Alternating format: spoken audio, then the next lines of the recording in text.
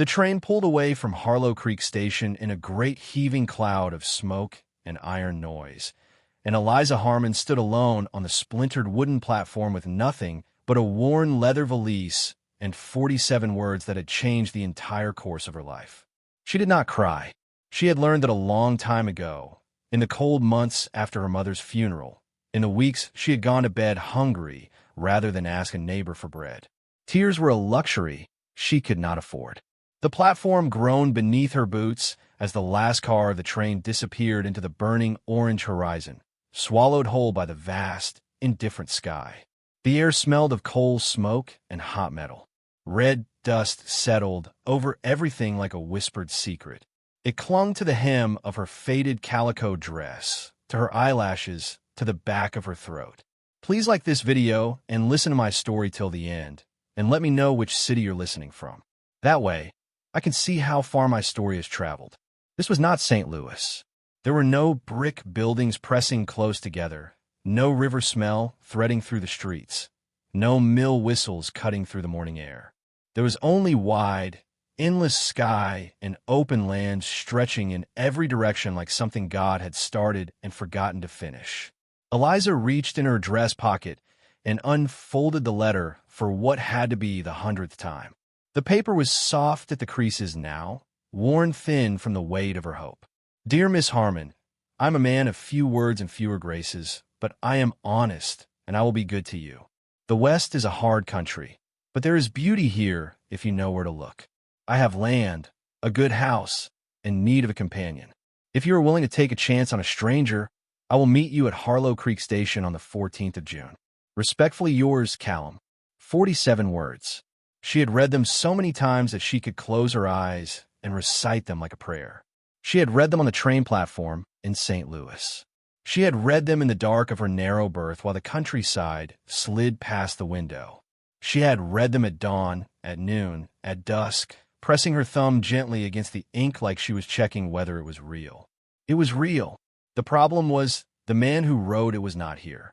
The station master, a thick-set older man with tobacco-stained fingers and a permanent squint, looked at her letter the way a man looks at something that has inconvenienced him personally. He turned it over once, clicked his tongue, and handed it back. Callum, you say?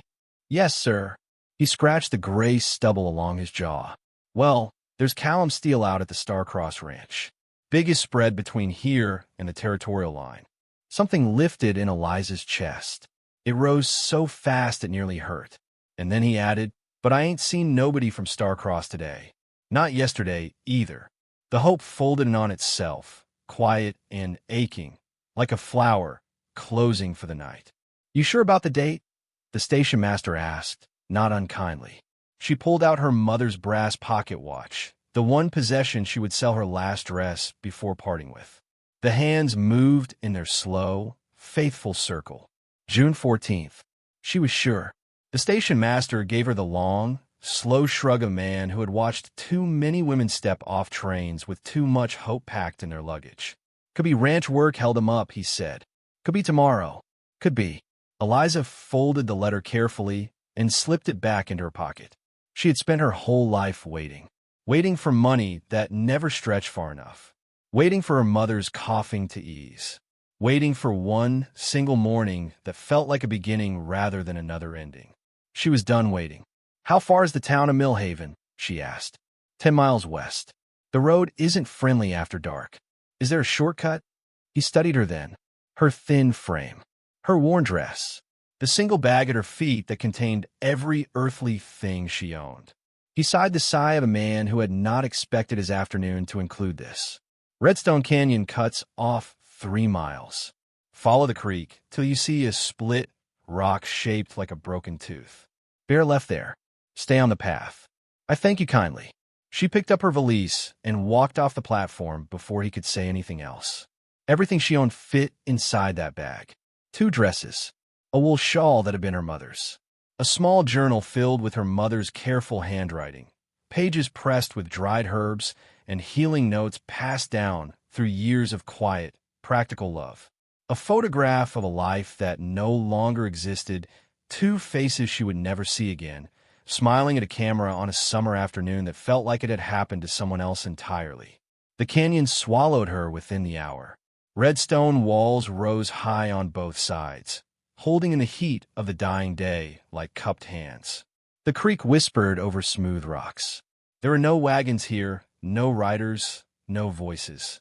Just the sound of water and the distant calling of a bird she did not know the name of. What kind of man does not meet his bride? The question moved through her mind as she walked. The letter had been careful, thoughtful, honest, or so it had seemed. 47 words that promised steadiness. She had staked her entire future on them, sold the last of her furniture, given up her boarding room, traveled 2 weeks by rail to arrive at a wooden platform in the middle of nowhere and find nothing but dust and silence. She swallowed the tightness in her throat. She would not cry, and then she saw the horse. It stood motionless in the middle of the path, a tall chestnut, reins trailing in the red dust, sides heaving as though it had been run hard for miles. Foam crusted its neck. Its dark eyes were wide and rolling. No rider. Eliza slowed. "Easy now," she said softly, approaching with open hands the way her mother had taught her to approach anything frightened. "Easy." The horse trembled but did not bolt, and that was when she saw the blood on the saddle. Dark, dried at the edges. Too much for a scratch. Her stomach dropped. She followed the trail of disturbed earth with her eyes. A fresh rock slide had spilled across the canyon path, boulders and loose stone tumbling from the wall above, scattering across the ground like broken teeth. She could have mounted that horse and ridden hard for Millhaven. She could have told herself she had done all a reasonable person could do. Instead, she climbed over the rocks. A hand extended from beneath a slab of granite. Broad palm, calloused fingers, a plain silver ring on the third finger. Eliza dropped her valise. The man lay half-buried, face turned away from her, chest rising in shallow, uneven pulls of air. Blood matted his dark hair. One leg was pinned beneath a stone, so heavy she felt her heart stutter just looking at it. He was alive. Barely. "Mister," she breathed, kneeling in the dirt beside him, her skirts spreading out around her. "Can you hear me?" Not a sound. She looked at the stone. She looked at her hands. She looked back at the stone. Her mother's voice came to her then, clear as creek water, as though the woman were standing right beside her in that canyon. "When you see someone in need, Eliza, you do not walk past." She rolled up her sleeves. She pulled the smaller rocks away first, one by one, her fingernails splitting against the stone, her palms scraping raw and bleeding. The large slab refused to move. She braced her shoulder against it and pushed until her vision went white at the edges. Her boots slipped in the gravel. Her arms shook so badly she could barely hold herself upright. The stone shifted. She pushed again, every last piece of herself pressed into that effort. It moved, just enough. His leg came free. She collapsed backward into the dirt, chest heaving, the sky spinning above her. Her hands were shaking. Her palms were bleeding. She could not feel her arms. And then the man's eyes opened. Winter gray, still and clear and sharp, even through the pain. He looked at her like he could not quite decide if she was real. "Water," he rasped. She found the canteen on the saddle and knelt beside him again, lifting his head with her bleeding hands as gently as she could manage. He swallowed, coughed, swallowed again. "There's a cabin," he murmured, his voice barely there. "Half-mile. Follow the creek." And then he went limp. Getting him onto the horse was the hardest thing she had ever done in her life. Dead weight, twice her size, and not a single part of him cooperating. She dragged. She lifted. She shoved. Her boots slipped in the gravel over and over, and she went down on her knees twice. But she got up both times because she had not come all this way to give up in a canyon in the dark. One step, then another, leading the horse through the fading red light. The cabin appeared like a shadow, leaning against the hillside. Small and old and forgotten looking, but standing. Inside smelled of cold ash and old wood. She lit a candle with shaking hands. Found enough dry kindling to coax a fire. She cleaned the gash across his forehead with strips torn from her petticoat, because they were the cleanest fabric she had, and she did not hesitate. She heated water in the only pot she found. She went to the creek bank in the near dark and gathered mugwort and yarrow by touch and memory, her mother's voice guiding every movement. She worked without stopping. The fever came after dark, rising fast and terrifying. His body burned. His breathing turned ragged and wrong. He muttered names and fragments she couldn't follow, his hands clenching and releasing in the blanket she had pulled over him. Eliza did not sleep. She cooled his face with damp cloth, fed the fire, changed the cloth pressed against his forehead. When his whole body shook with chills so violent that the cot frame rattled against the floor, she pressed her hands to his shoulders and said quietly, again and again, "I'm here. I'm here." She did not know this man's name. She did not know anything about him except that he was alive, and it was her hands keeping him that way. She prayed in a whisper, the way her mother had taught her, not formal prayers, just words aimed at heaven and hoping something caught them. Please, not yet. Not after all of this. Just before dawn, the fever broke. She felt it happen. The terrible heat pulled back. His breathing slowed into something steadier, deeper. His hands relaxed. When the pale morning light crept through the gap in the cabin door, he opened his eyes. "Where am I?" he asked, his voice rough and uncertain. "Safe," she said simply. He took in the fire. The bandages. The torn fabric she had used because she had nothing better. Then he looked at her scraped hands and her ruined dress and the dark circles beneath her eyes. "You did this," he said. It was not a question. She nodded. A long pause. "Name's Eli," he said finally. But even through her exhaustion, even through the relief loosening every bone in her body, she caught it. The smallest shift in his eyes when he said it. A hesitation so brief that most people would have missed it entirely. Eliza Harmon had spent a lifetime learning to read the things people didn't say out loud. She filed it away quietly, said nothing. Outside, the creek kept moving, soft and constant in the morning quiet. Inside that tiny, forgotten cabin, something had begun. Neither of them could have named it yet. But it was there, the way a seed is there before anyone sees the green. And far beyond the canyon walls, on a stretch of land marked by an iron star, men were moving in uneasy circles, searching by lantern light for the missing owner of the largest ranch in the territory. But Eliza did not know that yet. She only knew that she had crossed half a country on 47 words and ended up in a broken-down cabin with a man whose name might not be his own. She was so tired. She was so grateful. She was so deeply, quietly afraid of what came next. And yet, she had stayed. Who do you think this man really is? And why is he hiding? Stay with me, because what happens next in that cabin will break your heart before it puts it back together. Eli healed quickly, but not quietly. He did not complain. He was not demanding. He simply watched. Those pale gray eyes followed her around that small cabin with a patience that should have been comforting and instead made her feel like she was being read the way a person reads a letter they are not sure they understand yet. She changed his bandages each morning by firelight. The swelling in his ankle faded slowly from deep purple to dull yellow. The gash on his forehead closed cleanly, leaving a thin, angry line that she knew instinctively would scar. Good, she thought, though she could not have explained why. On the third day, he tried to stand. She was grinding dried yarrow in a wooden bowl she had found on a high shelf when she heard it. The slow scrape of boots against the cabin wall. She turned just in time to see him pressing himself upright, jaw locked, knuckles white against the wall planks.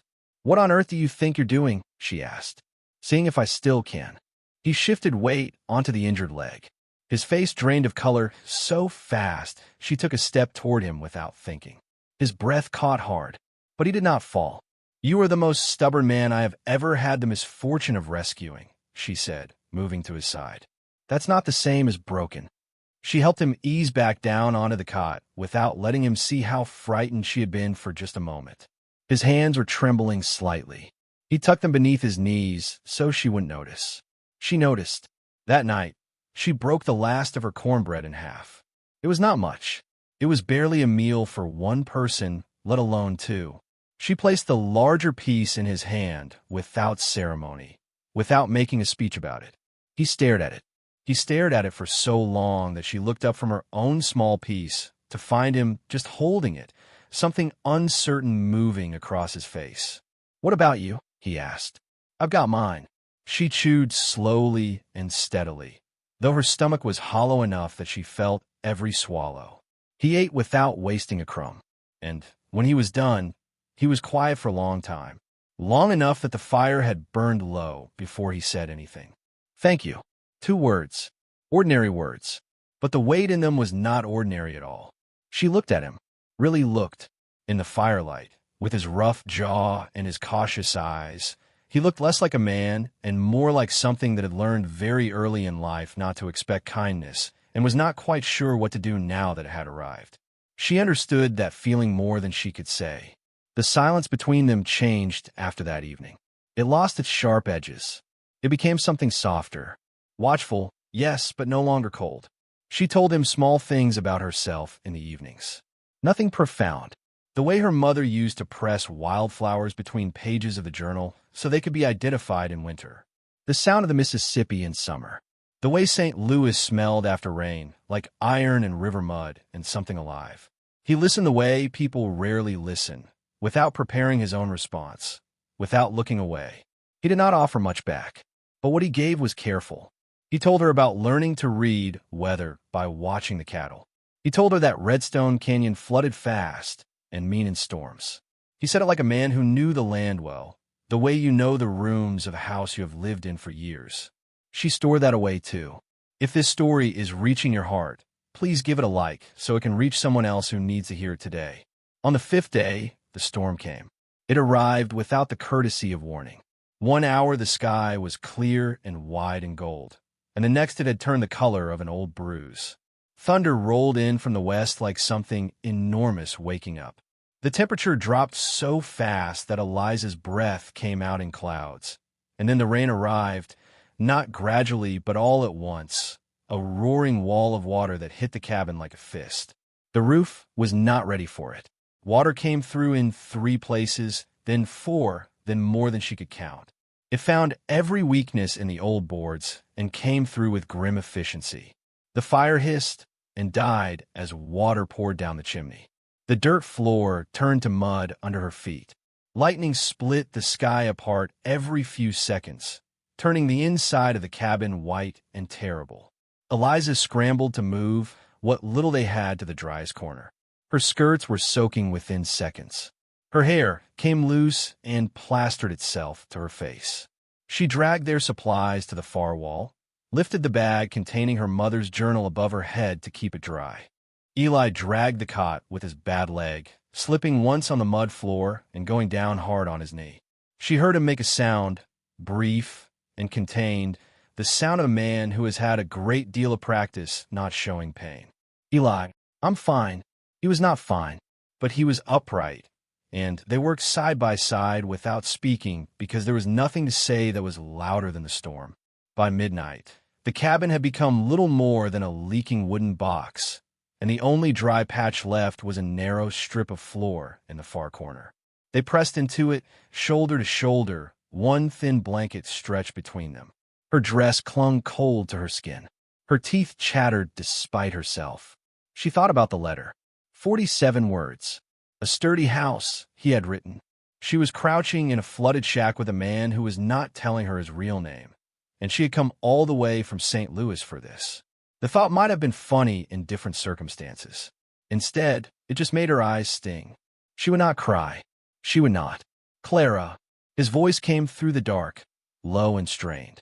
She had given him the name Clara without thinking about it on the first morning, told him it was a name she sometimes went by, which was not exactly a lie, but was not the whole truth either. Now it sounded strange in the storm.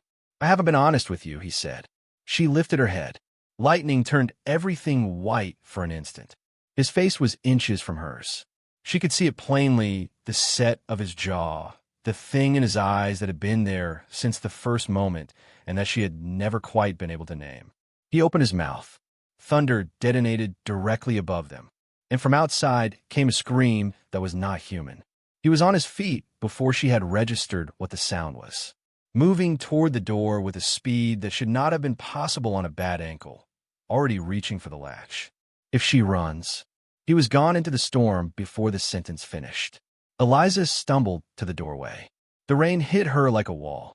Lightning showed her Eli in the mud, fighting his way toward the horse, which had broken its tether and was wheeling in blind terror, hooves striking the ground in dangerous arcs.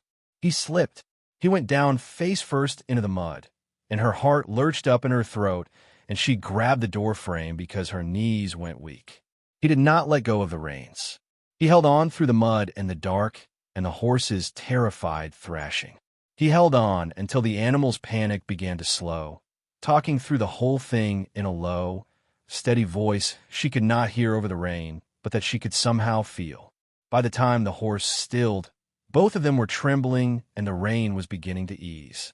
When he came back inside, he was coated head to toe in red mud, a sight that might have been comical under any other sky. She handed him the blanket without a word. He took it without one.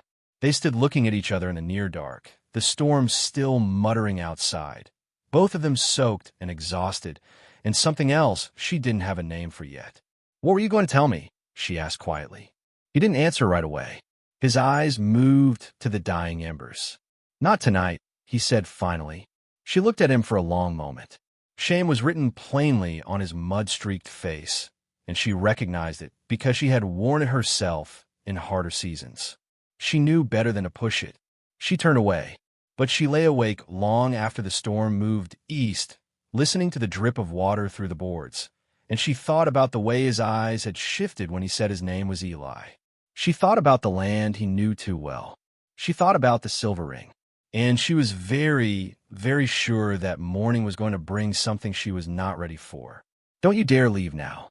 What he reveals next will change everything you thought you understood about this story. Stay with me."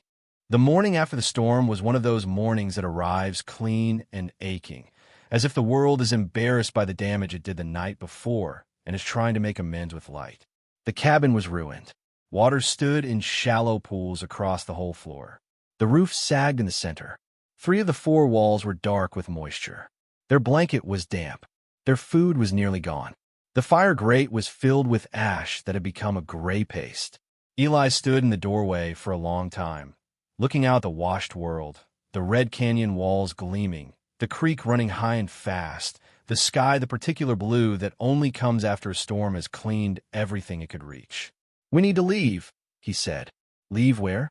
"The canyon road will be mud for days." He was quiet. His hands rested on either side of the doorframe, and she watched his shoulders rise and fall once, slowly. "There's somewhere I need to take you," he said. Eliza looked at his back, at the set of his shoulders. By the way, he was carefully not looking at her. "Tell me why," she said. "I will." He turned. His eyes met hers and held them, and there was something in his face she had not seen there before. Something open and afraid and decided all at once. "When we get there, I'll tell you everything." She should have said no. Any sensible woman would have said no. She had followed a stranger's letter halfway across the country and ended up trapped in a storm in a broken cabin in a canyon with a man who had lied about his name. The evidence was not encouraging, but she had laid her hands on his burning face in the dark and said, "I'm here," and meant it. And he had held a terrified horse in the mud and lightning and not let go. She had learned more about a person's character in 5 days than she had learned about some people in 5 years. "Yes," she said, "I reckon I can trust you that far." She thought she saw something shift in his jaw, something that might have been relief, but was trying very hard to look like nothing at all. They rode out together, the horse carrying them both through the low canyon mouth and into the open land beyond. Eliza sat forward in the saddle. Eli sat behind her, his arm around her waist for steadiness, and she was achingly aware of the careful way he held her. Not possessive, not presumptuous, the way a man holds something he is afraid of dropping. The land that opened before them was unlike anything she had looked at through a train window. Rolling grass, golden in the morning, running all the way to a horizon that seemed farther away than horizons had any right to be. The sky above was enormous. She felt very small and surprisingly unafraid. They had been riding perhaps 2 hours when a rider appeared on a distant rise. A young man on a paint horse, coming fast. Eli's arm tightened slightly around her waist. Just barely. Just enough. The rider pulled up 20 feet away in a cloud of dust, touching the brim of his hat. He was young, perhaps 19, with a sunburned face and an expression of pure, staggered relief. "Mr. Mercer," he said. "Thank God." Eliza stopped breathing. "We've been looking for you since Tuesday, sir. The whole outfit's been out. We thought." The young man stopped himself. Swallowed. "We're just real glad you're alive, sir. Mr. Mercer." She turned slowly in the saddle. Not fast. Slowly, because she needed the moment that turning slowly brought her. The man behind her was not looking at the rider. He was looking at her. His jaw was set. His eyes were steady. He had the look of a man who had made a decision and was standing inside it, bracing for whatever came next. "I'm fine," he said to the rider, and his voice was perfectly even. "Had trouble in the canyon. This woman found me. This woman." The rider nodded respectfully in her direction. "Yes, sir. Ma'am." They rode on. They passed 2 more riders before they reached the gate. Each one tipped his hat. Each one said Mr. Mercer with a respect that was not casual.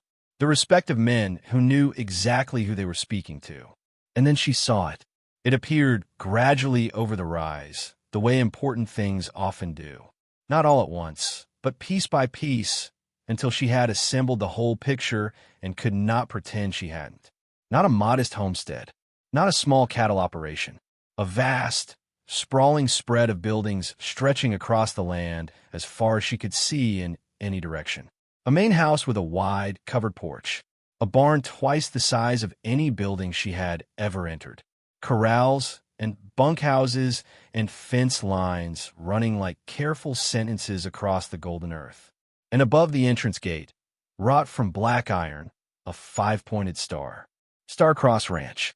The horse stopped just inside the gate, and an older man came running from the direction of the barn with tears cutting tracks through the dust on his face. "Callum," he shouted. His voice cracked on the word. "Callum, sweet mercy, we thought you was dead." "Callum."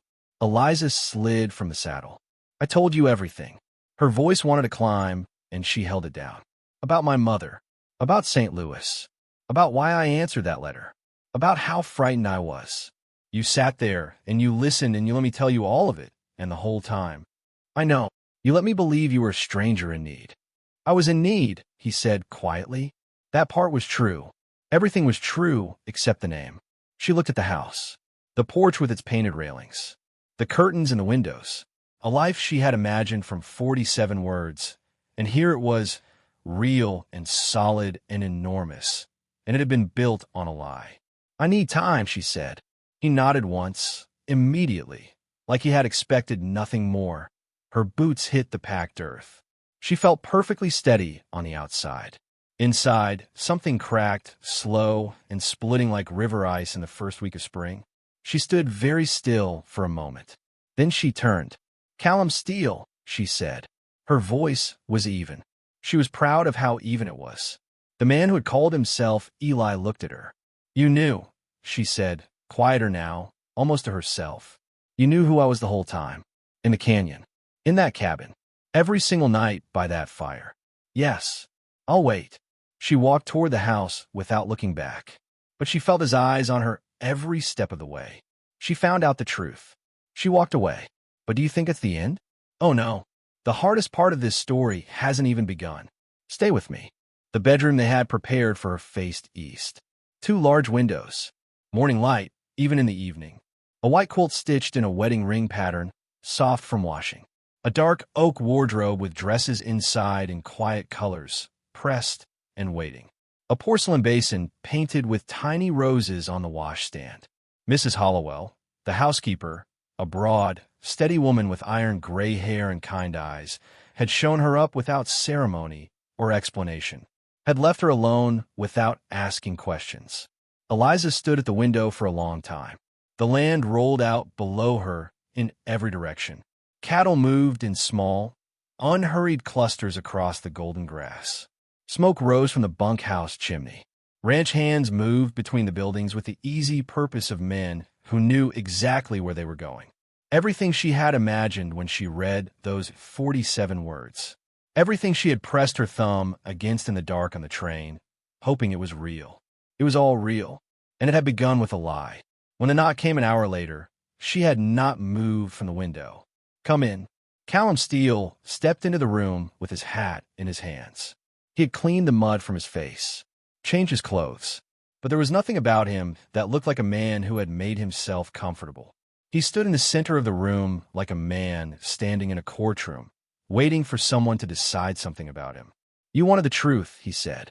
"All of it." She sat down in the rocking chair by the window, folded her hands in her lap, said nothing. He turned his hat over slowly. 3 years ago, he began, a woman answered an advertisement I placed. We were married inside a month. Eliza did not move. She stayed 6 weeks. When she left, she took $2,000 from my safe, and the man she'd been traveling with before she ever wrote to me. They'd been running the same scheme across the territory for years. A woman would answer a wealthy man's advertisement. Come west. Gain his trust. He stopped. His jaw worked. Gain more than his trust. The silence in the room was very complete. "I was a fool," he said. "A willing fool, which is somehow worse. So, when my letter came, I couldn't trust it. I wanted to, but I couldn't make myself do it." He looked at her then, fully, without deflection. "So, I decided I would find a way to see you without you knowing who I was." The canyon was not planned. No. The shadow of something moved across his face. That was God's own timing. Or the canyon walls. She almost smiled. Almost. "When I woke up," he said, "and you didn't know who I was, I told myself I would tell you the truth by the end of the first day." He paused. "And then you gave me half your cornbread." Her breath caught, soft and quiet. "You didn't know I owned 10,000 acres. You thought I was a hurt man with nothing. And you broke the last of your food and put the bigger half in my hand." His voice thickened very slightly. He pressed through it. "I cannot explain to you what that felt like.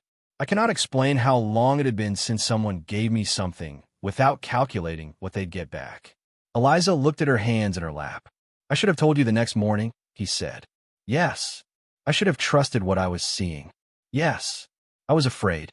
He said it plainly, without dressing it up. "Not of you. Of being a fool again. Of building something and having it pulled away." She was quiet for a moment. "I know something about that," she said finally. He looked at her. "I crossed half a country," she said slowly, "because I needed to believe those 47 words were honest. Because everything I had was gone, and I had nothing left to lose that I hadn't already lost." She looked up. "I know what it costs to trust something. I know what it costs when trust breaks." The room was very still. "I don't know if I can forgive you," she said. "Not tonight." "I know." She stood up and went back to the window. The iron star above the gate caught the last light of the setting sun, holding it for a moment before the dark came. "You asked me once," she said, "what I wanted from the man who sent for me." She had told him in the cabin, in the firelight, when she thought he was a stranger with nothing. A roof. 4 walls. That wasn't the whole truth. What was the whole truth? She turned. "I wanted to matter to someone." The words came out steady, which surprised her. Not to be tolerated. Not to be useful. To matter. Her throat tightened. "In that cabin, before I knew who you were, that's what I felt. Not because of this land. Because of the way you listened. The way you looked at me when I talked about my mother like what I said was worth hearing." He swallowed. "That cornbread," she said softly. "When you look at it the way you did, I knew something had broken in you long before I arrived. Something that should have been ordinary felt extraordinary to you. Being given something freely." Her voice was barely above a whisper now. "I recognize that. I have been like that." He did not speak. "You built walls out of money and land," she said. "And walls keep everything out. The bad things and the good ones alike." "I was wrong," he said. Quiet. Certain. No performance in it all. She looked at him for a long time. "Those 47 words you wrote," she said finally. "Were they true? Every one?" She searched his face for the small hesitation, the eye flicker she had catalogued in the canyon. She found none. "That matters," she said. She did not touch him. She did not move toward him. But she did not move away either. "I cannot promise forgiveness tonight," she said. "Trust doesn't come back simply because someone asks for it. But I'm willing to see if it can grow." Something moved across his face that she had not seen there before. Hope. plain and vulnerable and real. This story is for everyone who has ever been asked to trust again after being broken. If that's you, you are not alone. Share this so it reaches the people who need it. She said she was willing, but willing is not the same as safe. And what comes next will show you what that difference really means. Don't go anywhere. The days that followed were not easy. No one with any sense would have expected them to be. Eliza did not move into his room. He did not suggest it. There were no assumptions made, no expectations pressed, no impatience wearing patience as a disguise. He seemed to understand, in the way that people understand things they have learned at great cost, that trust is not a door you open once. It is something you rebuild, board by board, in plain sight, where the other person can watch you work. She learned the ranch slowly. The rhythm of the cattle drives, the low sound of the herd moving at dawn, the smell of fresh hay in the barn, the feel of the porch boards beneath her boots in the early morning before anyone else was awake. These things become familiar in the way that a language becomes familiar, not all at once, but quietly, one word at a time, until one day you realize you have stopped translating. Callum asked her opinion on small things. Were to plant the herb garden near the creek, so the yarrow and mugwort she had gathered in the canyon could be tended properly. Whether a sagging section of the north fence needed patching or replacing entirely, because she had a practical eye, he said, and he trusted it. How to treat one of the ranch hands' infected cut when the man was too stubborn to admit how bad it had gotten. And she showed Callum what she had learned from her mother's journal, and he stood beside her and watched with a quiet attention that made the back of her throat ache. He listened when she spoke, not the listening of a man waiting for his turn, the listening of a man who has finally understood what he was missing all the years he wasn't doing it. Each time, something stretched a little stronger between them, like a rope being tested, finding out what it could hold. She wrote no letters. She had no one left to write to. But some evenings she sat with her mother's journal open in her lap and traced the careful handwriting with one finger, and she felt something she had not expected to feel on the grounds of a ranch she had arrived at under false pretenses. She felt at home, not because of the house, not because of the land, because of the way Mrs. Hollowell set a place for her at the kitchen table every morning without being asked, because of the way the younger ranch hands tipped their hats to her, now not with the courtesy offered to a stranger, but with the ease offered to someone who belonged. Because of the way Callum looked at her across the dinner table sometimes, and then quickly looked away, as if he had been caught at something. She noticed everything. She always had. One evening, 3 weeks after the canyon, they stood side by side on the porch as the sun went down behind the hills. The iron star above the gate turned the color of fire in the last light. The air smelled of dust and warm grass, and something faintly sweet from the garden she had begun planting along the south wall. "You still have a choice," he said quietly. He was looking at the horizon, not at her. "I want you to know that. You can leave whenever you want. I won't try to stop you. I won't make it difficult." She was quiet for a moment. She thought about the road back to Millhaven. The train went east. The life she had left in St. Louis, which had not been a life so much as a series of days attached end to end by necessity. She thought about her mother, who had told her that the hardest kind of courage was the kind you needed not to run. She looked at the ranch hands laughing by the barn, at Mrs. Hollowell hanging the last of the laundry in the fading light, at the wide, impossibly wide sky turning colors she did not have names for. "I came west looking for a place to belong," she said. "And have you?" He said it carefully, like the question cost him something to ask. She turned to look at him. In a low light, with the scar faint on his forehead and the wariness still living quietly in the corners of his eyes, he looked like a man who had built a great deal and given very little of it away. A man who had learned to count what he owned, because counting was easier than feeling. She knew what that was. She had lived it for years. "Belonging isn't land," she said. "It isn't money. It has 4 walls and a sturdy roof." She held his gaze and did not look away. "It's whether the person standing beside you chooses to still be there tomorrow, knowing everything, choosing anyway." He did not reach for her. He waited, and that, she thought, was the truest thing he had ever done. She stepped closer, not touching him, not yet, but close enough that she could feel the warmth of him standing beside her in the cooling evening air. I'm not forgiving you tonight, she said softly. I want to be honest about that. It isn't there yet. I know, but I'm staying. The breath that left him then was not a sigh and not quite a sound and something in between. Something she felt more than heard. Something that moved through the air between them like a promise given before the words are found for it. I'll earn it, he said. The rest. All of it. However long it takes. She believed him. She was not sure when that had happened. Somewhere between the canyon and the cornbread and the storm and the silver ring and all the mornings she had watched him listen to her the way nobody ever had. What happened? Quietly, the way all the most important things happen. She believed him. Tell me in the comments what you would have done in her place. Would you have stayed? Would you have walked away? And if you've ever had to choose between protecting your heart and opening it again, share your story. You're not alone in that. Every person who has ever been handed a reason not to trust and chosen to try anyway knows exactly what Eliza felt standing on that porch. Subscribe for more stories about standing your ground, reclaiming your life, and finding your way back to yourself. The next morning, Eliza rose before sunrise. She opened the east-facing windows and let the first light pour across the room, golden and quiet and new. It fell across her mother's journal on the bedside table, across the wedding ring quilt, across her own hands, scarped and healed now, resting open in her lap. 47 words had brought her west, but it was half a piece of cornbread, given without expectation in a dark and broken cabin, that had shown her who this man truly was. Not the ranch, not the iron star above the gate, not the land stretching 10,000 acres in every direction.